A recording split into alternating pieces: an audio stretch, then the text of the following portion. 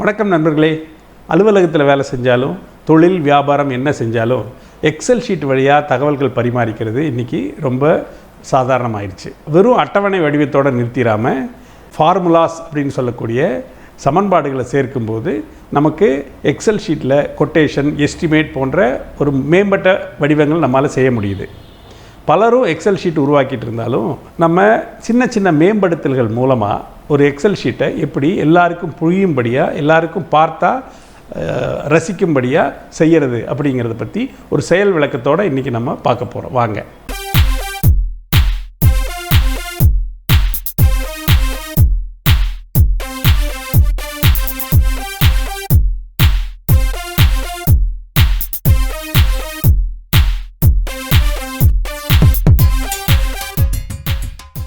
நம்ம செயல் விளக்கத்தில் 3 தலைப்புகளை பார்க்க போகிறோம். நெடுவரிசையின் அகலம் அல்லது காலம் விட்த், எண்கள் அல்லது நம்பர்ஸ், வண்ணங்கள் கலர்ஸ். சரி, முதல்ல காலம் விட்த், நெடுவரிசையின் அகலம். அடிப்படையில் எக்ஸல் ஷீட்டில் ஒரு எண்ணிக்கையில் காலம்னு சொல்லக்கூடிய வரிசைகள் இருக்கும். வழக்கமாக இந்த நெடுவரிசைகளுக்கு தலைப்புகள் இருக்கும். அதற்கு கீழே ரோஸ்னு சொல்லக்கூடிய கிடைவரிசைகள் இருக்கும். அந்த தலைப்புகளுக்கான தரவுகள் வரிசையாக அதில் நிரப்பப்பட்டிருக்கும். இது பொதுவான எக்ஸல் ஷீட்டின் வடிவம். எக்ஸல் ஷீட்டினுடைய பயன்பாட்டை பொறுத்து 2, 5, 10, 20, 30 நெடுவரிசை கூட இருக்கலாம். கிடைவரிசைகள் 100 கணக்கில், 1000 கணக்கில் கூட இருக்கலாம். இந்த தரவுகளை படிக்கிறதுக்கு நம்ம வழக்கமாக திரையை மேலும் கீழும் இப்படி நகர்த்திட்டு இருப்போம். நெடுவரிசை எண்ணிக்கை அதிகமாக இருந்தால் இப்படி இடது வலதாகவும் நகர்த்த வேண்டி இருக்கும். இந்த மேலும் கீழும் நகர்த்துவது இயல்பானது ஒன்று. பாருங்கள், இந்த மவுஸுங்கிற சுட்டும் கருவியினுடைய பாயிண்டர் வீலை சுற்றி திரையில் தெரிகிறத எளிதாக மேலையும் கீழே நகர்த்த முடியுது. ஆனால் இடது வலது நகர்த்துவதற்கு அவ்வளவு எளிதாக இல்லை. சரி, நம்ம தேவையை பொறுத்து நெடுவரிசைகளை உருவாக்கிடுறோம். அது திரைக்கு வெளியில் போகுது. அதனால் இடது வலது நகர்த்த வேண்டியிருக்கு. இதையே தவிர்க்கிறதுக்கு என்னெல்லாம் வழி இருக்குது? பெரும்பாலும் இந்த நெடுவரிசையினோட அகலங்களை முடிவு செய்யும்போது அதனோட உள்ளடக்கத்திலேயே பெரிய அகலத்தை அளவாக வச்சு முடிவு செய்துடுவோம். On road price in Delhi, engine displacement, இந்த தலைப்புக்கு தான் அந்த நெடுவரிசையினுடைய அகலத்தை முடிவு பண்ணியிருக்கு. ஒரே ஒரு கிடைவரிசையில் தான் இவ்வளவு அகலமான தலைப்பு தேவைப்படுது. அதுக்கு கீழே உள்ள கிடைவரிசைகள் எல்லாத்துலேயுமே இவ்வளோ அகலம் தேவைப்படலை. தரவுகளுக்கு தேவையான அகலத்தை அளவீடாக வச்சுக்கிறது தான் சரியான முறை. தலைப்புகளுக்கு தேவையான அகலத்தை அளவீடாக வச்சுக்கிறது சரியல்ல. சரி, எப்படி இதையே சரி செய்யலாம்? டெக்ஸ்ட் ரேப்பிங் அப்படின்னு சொல்லக்கூடிய சொற்களை மடித்து காட்டுதல். இங்கே பாருங்கள், இது இருக்கு இல்லையா, இதுதான் அந்த டெக்ஸ்ட் ரேப்பிங். சொற்களை மடித்து காட்டுதல், அது மூலமாக தலைப்போட அகலத்தை குறைச்சிட முடியும். பாருங்கள், இப்போ தலைப்புகள் கொடுக்கப்பட்டிருக்கிற கிடைவரிசையில் நான் டெக்ஸ்ட் ரேப்பிங் அமைப்பை ஏற்படுத்துகிறேன். பிறகு நெடுவரிசை அகலங்களை தேவையான அளவுக்கு குறைச்சிடுறேன். தரவுகளுக்கு தேவையான அளவுக்கு குறைச்சிடுறேன். இவ்வளோ தான் தரவுகளுக்கு தேவை, இங்கே இவ்வளவு தான் தரவுகளுக்கு தேவை, இங்கே இவ்வளவு தான் தரவுகளுக்கு தேவை. இப்படி ஒவ்வொன்றா நான் குறைக்க எனக்கு கூடுதலாக நெடுவரிசைகள் திரைக்கு உள்ளே வர ஆரம்பிக்குது. திரையினுடைய பார்க்க தகுந்த இடத்துல வர ஆரம்பிக்குது. இப்படி செய்கிறது மூலமாக நம்ம இடது வலது நகர்வதை நிறைய குறைக்க முடியும். முழுசாக தவிர்க்க முடியுமா என்னமோ தெரியல, நிறைய குறைக்க முடியும். ஆக இதிலிருந்து நம்ம தெரிஞ்சுக்கிட்டது 2. நெடுவரிசையின் அகலங்களை முடிவு செய்வது தரவுகள் தானே அன்றி தலைப்புகள் அல்ல. சொற்களை மடித்து காட்டுவது மூலமாக அகலத்தை கட்டுக்குள்ளே வைக்கலாம். அடுத்து எண்கள். பெரும்பாலும் எண்கள் இல்லாமல் எக்ஸல் ஷீட்டே இல்லை. ஆனால் இந்த எண்களை நம்ம எப்படி காட்டுறோங்கிறதுல சில அடிப்படையான கூறுகளை நம்ம தெரிஞ்சுக்கணும். முதல்ல எண்களை வலதுபுறம் ஒட்டி இருக்கும்படி காட்டணும். ஆங்கிலத்தில் ரைட் ஜஸ்டிஃபைடு அல்லது ரைட் அலைன்டு அப்படின்னு சொல்லுவாங்க. இங்கே பார்த்தீங்கன்னா இது ரைட் அலைன்ட், ரைட் ஜஸ்டிஃபைடு. பாருங்கள், அலுவலகத்தில் எனக்கு அனுப்பப்பட்ட எக்ஸல் ஷீட்டில் ஒரு ஓரத்தை மட்டும் நான் காமிக்கிறேன். நெடுவரிசையில் நடுவில் எல்லா எண்களும் அமையிற மாதிரி செய்திருக்காங்களே, இதிலிருந்து அந்த எண்களோட மதிப்பை உணர்வது எவ்வளோ கடினமாக இருக்குது பார்த்தீங்களா? எண்களோட மதிப்பை உணர்வதற்கு எண்களோட இந்த வலதுபுறம் ஒட்டி எழுதக்கூடிய ஒரு தன்மை ரொம்ப பயனாகும். இப்போ நம்ம பண்ணுறோம், இந்த நெடுவரிசையை தேர்ந்தெடுத்துட்டு வலதுபுறம் ஒட்டி எழுத சொல்கிறோம். இப்போ பாருங்கள், அந்த மதிப்பு நமக்கு தெளிவாக தெரியுது. இது 7, 8, 9 வரைக்கும் உள்ளதை விட இது அடுத்த எண் அப்படிங்கிறது, அடுத்த அதிகமான எண்ங்கிறது தெளிவாக தெரியுது. எண்களை தசம புள்ளிக்கு பின்னாடி எத்தனை இலக்கம் காட்டுறோம் என்பது அடுத்து நாம் கவனம் செலுத்த வேண்டிய ஒன்று. எடுத்துக்காட்டாக ஒரு பொருளோட எடையை ஒரு கட்டத்தில் நம்ம காட்டுறதா வச்சுக்கலாம். எடையை நம்ம கிலோகிராம்கள் அலகு வழியாக குறிப்பிடுறோம். ஒரு மனிதனுடைய எடை 71 கிலோ அல்லது 71.2 கிலோ அப்படின்னு சொல்லுவோம். ஒரு சமையல் குறிப்பில் 1/4 கிலோ அரிசி எடுத்துக்கோங்க அப்படின்னு சொல்கிறதுனா 0.25 கிலோ அப்படின்னு சொல்லலாம். இதையே ஒரு வாகனத்தோட எடை அப்படின்னு வரும்போது ஒரு 852 கிலோ அப்படிங்கிறது போல் சொல்லுவோம். ஆக எடைங்கிற ஒரே வகையான தரவு அந்த பொருளுடைய மதிப்பு, கையாளுகிற அளவு, இது எல்லாம் பொறுத்து சில சமயம் தசம புள்ளிக்கு அப்புறம் ஒரு இலக்கமும் தேவைப்படாமலும் போகலாம், ஒரு இலக்கம் தேவைப்படலாம், 2 இலக்கம் தேவைப்படலாம், 3 கூட தேவைப்படலாம். இந்த இலக்கங்களின் எண்ணிக்கை குறைந்தபட்சமாக எத்தனை தேவையோ அத்தனை அளவில் அமைக்கிறது மூலமாக நம்மளோட எக்ஸல் ஷீட்டை சிறப்பாக மேம்படுத்த முடியும். இங்கேயும் நான் அலுவலகத்தில் பார்த்த ஒரு எடுத்துக்காட்டை காட்டுறேன் பாருங்கள். 10 லட்சம், 5 லட்சம், 3 லட்சம் இந்த மாதிரி பேசிகிட்டு இருக்கும்போது அதில் பைசாவுக்கு ஏதாவது பொருள் இருக்கா? அந்த புள்ளிக்கு அப்புறம் 2 இலக்கத்தை தவிர்த்திருந்தால் இன்னும் பார்வைக்கு சிறப்பாக இருக்கும் இல்லையா?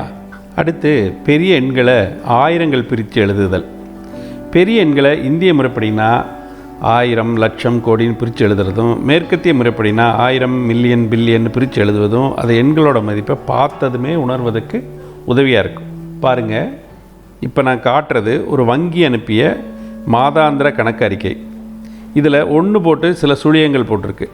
டக்குன்னு பார்த்ததுமே இது 10,000, 1 லட்சமா, 10 லட்சமா அப்படின்னு புரிஞ்சுக்க முடியறதில்ல. இப்போது ஆயிரங்கள் பிரித்து எழுதுனா டக்குன்னு புரியுது பாருங்கள். இது ஒரு மில்லியன் அப்படிங்கிறது நமக்கு உடனே தெரியுது. இது சொல்கிறதுக்கு ரொம்ப எளிதாக இருந்தால் கூட பலர் இதை கடைப்பிடிப்பதில்லை. சில எடுத்துக்காட்டுகள் காட்டுறேன் பாருங்கள். குறுஞ்செய்தி, இதில் 3 லட்சமா, 30,000 அப்படிங்கிறது டக்குன்னு தெரியல. எத்தனை சுழியம் இருக்குதுன்னு எண்ண வேண்டியது இருக்குது. பாருங்கள், இது ஒரு அரசு அறிவிப்பில் இருந்த ஒரு பட்டியல். மக்கள் கொடுத்த நன்கொடை இப்படி சொல்லியிருக்காங்க.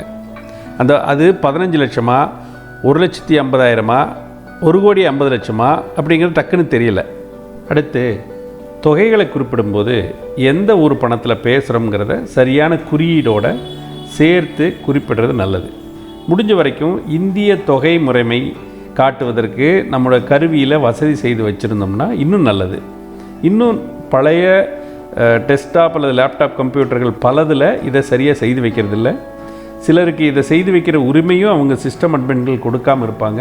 அதை கேட்டு செய்து வச்சுக்கோங்க. கூகுள் ஷீட்டில் சில கஸ்டம் ஃபார்மேட் செய்ய வேண்டியிருக்கு. இந்த format number, custom number format இது பண்ணினாதான் நமக்கு 1000, லட்சம், கோடி காட்டுது.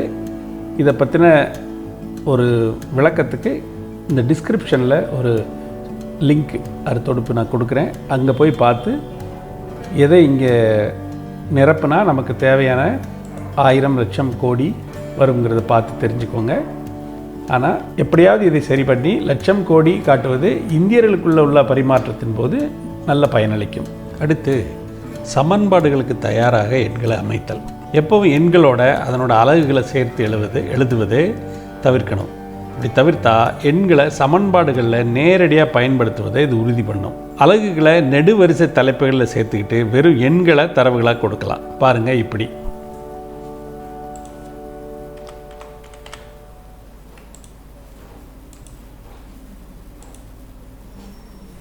இப்போ வெறும் எண்கள் வந்துடுச்சு இல்லையா? அலகுகளை இதில் தலைப்புகளையே நம்ம சேர்த்துக்கலாம். இது போல் இன்னொன்று, சமன்பாடுகளுக்குள்ள தரவுகளை நேரடியாக பயன்படுத்துவது தவிர்க்கலாம். இங்கே பாருங்கள், இது 1 லிட்டருக்கு எத்தனை கிலோமீட்டர் ஓடுங்கிற தரவு, 1 கிலோமீட்டருக்கு எத்தனை ரூபாய் செலவாகும் அப்படின்னு ஒரு எண்ணை காட்டுறோம். 1 லிட்டர் எத்தனை ரூபாங்கிற தரவில் இருந்து ஒரு சின்ன வகுத்தல் கணக்கு மூலமாக இது கிடச்சிரும். இப்போது இந்த இடத்துல நான் ஒரு நெடுவரிசையை சேர்த்துறேன். கிலோமீட்டருக்கு எவ்வளோ ரூபாய்ன்னு நான் கண்டுபிடிக்க போகிறேன்.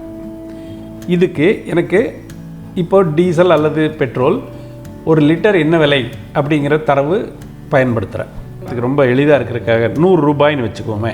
அப்போ அந்த 100 ரூபாயை இதால் வகுத்தா நான் போடுறேன். இப்போ எனக்கு கிடச்சிருச்சு. இப்போது இதை நான் திருப்பியும் ரூபாய்ங்கிற ஃபார்மேட்டுக்கு மாற்றிக்கிறேன். ஸோ இப்போ எனக்கு கிடச்சிருச்சு கிலோமீட்டருக்கு என்னங்கிறது. ஆனால் இதில் ஒரு சிக்கல் இருக்குது. என்னென்னா, இந்த 100 ரூபாய்ங்கிறத நம்ம ஊரில் தான் விலை எப்படி வேணாலும் ஏறுமே. ஒருவேளை 120 ரூபாய் ஆகிட்டா என்ன பண்ணுறது அப்படின்னு போனோம்னா திருப்பி நான் இந்த செல்லுக்குள்ளே போய் இந்த 100ங்கிறத 120 அப்படின்னு மாற்றணும். நான் 120 பயன்படுத்தியிருக்கேனா 100 பயன்படுத்தியிருக்கேனா அப்படிங்கிற ஒரு கேள்வியும் வரும் எனக்கு. அதனால் இதை தவிர்க்கிறதுக்கு நேரடியாக இதை பயன்படுத்தக்கூடாது. அந்த 100ங்கிறத வேறு ஒரு இடத்துல வரிசையில் இருக்கலாம் அல்லது வேறொரு வரிசையில் இருக்கலாம். உதாரணத்துக்கு நான் ரொம்ப எளிதாக காட்டுறதுக்காக இப்படி போட்டுறேன். இப்போது இதை இந்த இடத்துல நம்ம அந்த ஃபியூயல் காஸ்ட் அப்படிங்கிற தரவை நான் கொடுக்குறேன். இப்போ இந்த உள்ளுக்குள்ளே நேரடியாக நான் அந்த எண்ணை நேரடியாக சேர்த்தாமல் இந்த செல்லை நான் இங்கே போட்டு வைக்கிறேன். இப்போது எனக்கு காஸ்ட் பெர் கிலோமீட்டர் அப்படிங்கிறது தெரியுது. ஆனால் இது நாளைக்கு மாறினால் 150 ரூபா பண்ணால் எவ்வளோ ஆகும் அப்படிங்கிறது எனக்கு தெரியுது. இப்படி செய்கிறது மூலமாக அதையே என்றைக்கு வேணாலும் நம்ம அந்த தரவை மாற்றி அதனுடைய விடையை பார்க்க முடியுது. எண்கள் பற்றிய குறிப்பில் இறுதிக்கு வந்துட்டோம். ஒரு நெடுவரிசை எங்கும் எண்களை ஒரே வகையான வடிவத்தில் காட்டணும். இங்கே பாருங்கள், இப்போ எப்படி இருக்குது. இப்போது சிலது ஒரு தசம இலக்கம் இருக்குது, சிலது ஒன்றும் இல்லாமல் இருக்குது. அதனால் பார்க்குறதுக்கு நமக்கு அவ்வளவு சிறப்பாக இல்லை. இதையே எல்லாத்தையும் ஒரே வகையான வடிவத்தில் காட்டுறோம். இப்போ எல்லாம் ஒரே வகையான வடிவத்தில் இருக்குது. இது எவ்வளவு சிறப்பாக இருக்குது பார்க்குறதுக்குன்னு பாருங்கள். இதைத்தான் நம்ம சொல்கிறது. இப்போ எண்கள் பற்றி நாம் தெரிஞ்சுக்கிட்டதை ஒரு மீள்பார்வை பார்க்கலாமா? எண்களை வலதுபுறம் ஒட்டி இருக்கும்படி காட்டணும். தசம இலக்கங்களின் எண்ணிக்கை தேவையான எண்ணிக்கையில் மட்டும் இருக்கணும். தேவைப்படவில்லைன்னா முற்றிலுமே தவிர்க்கலாம். பெரிய எண்களை ஆயிரங்கள் பிரித்து எழுதணும். தொகையை காட்டும்போது செலாவணி குறியீட்டை காட்டணும். பொருத்தமான செலாவணியாக காட்டணும். தேவைப்பட்டால் கருவியின் அமைப்பில் இந்திய தொகை முறைமையை காட்ட ஏற்பாடு செய்து வைக்கணும். சமன்பாடுகளுக்கு தயாராக அமைக்கிறது.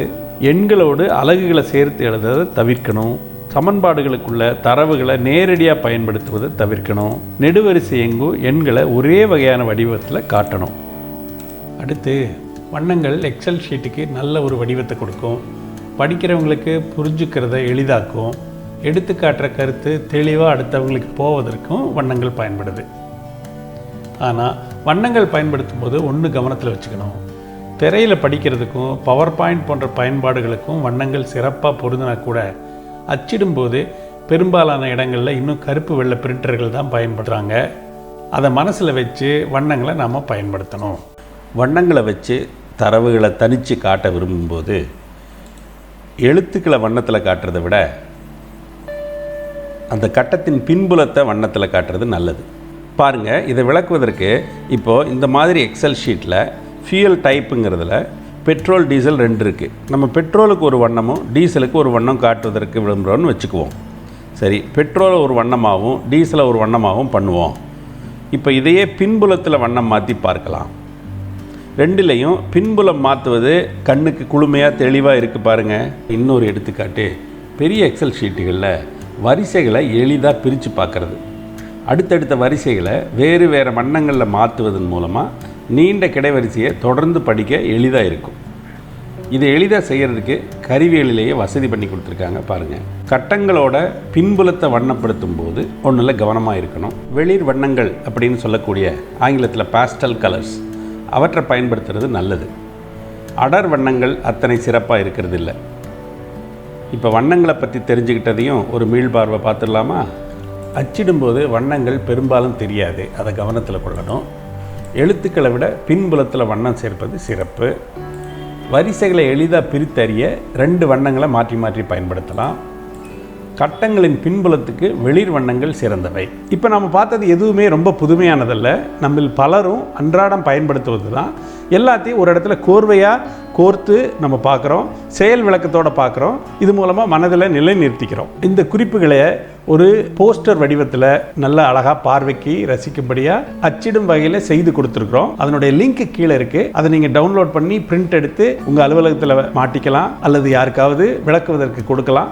ஒரு எக்ஸல் ஷீட்டை உருவாக்கி அதில் தரவுகளை நிரப்புவதற்கு தேவைப்படும் நேரத்தில் ஒரு குறைந்த நேரம் தான் இதை மேம்படுத்துவதற்கு தேவைப்படுது. இப்படி செய்கிறது மூலமாக நம்மளுடைய உழைப்புக்கு நல்ல ஒரு மதிப்பு கிடைக்குது.